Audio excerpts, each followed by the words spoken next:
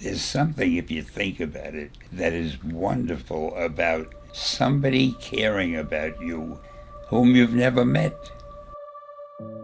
I was born in Manhattan. I lived in Manhattan most of my young life. Two of my big influences were books and movies. If I didn't have a book to read, I'd be reading the label on the ketchup bottle. I loved anything that was imaginative, that was high concept, that was a little bit bigger than life. King Kong, Dracula, Frankenstein. My favorite hero is Errol Flynn. Oh man, he was the ultimate superhero. I heard there was a job open at this publishing company, and they published men's magazines and adventure and westerns and detectives. I applied for the job, and I found out it was for the comic book division. In those days, grown-ups hated comics, didn't want their children to read them particularly. And when Stan and I would go to a party, and they would say, "What does your husband do?" And I'd say, "He's a writer." "What does he write?" "He writes comic books." And they'd go, "Oh, we don't let our children read comic books." So I figured I'm not going to use my real name, so I cut my first name into two. I called myself Stan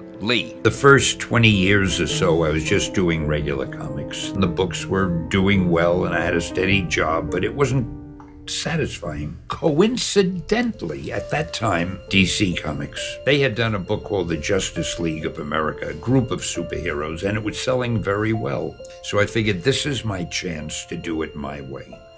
So I came up with something I called the Fantastic Four. All of a sudden, fan mail came in. We started getting so much mail from all over the world. I like this, I don't like this, you did a great job on this. And when you do something that you know the fans seem to enjoy, that gives you such satisfaction, you don't want to stop.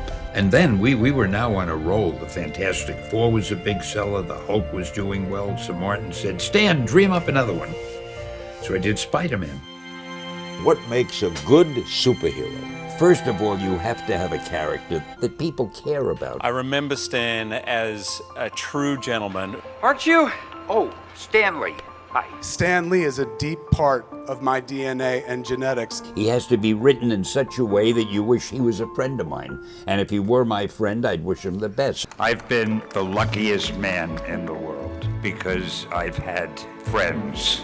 And to have the right friends is everything.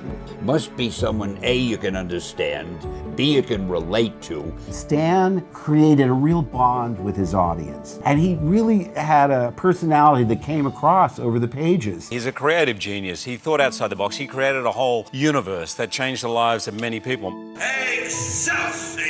Excelsior!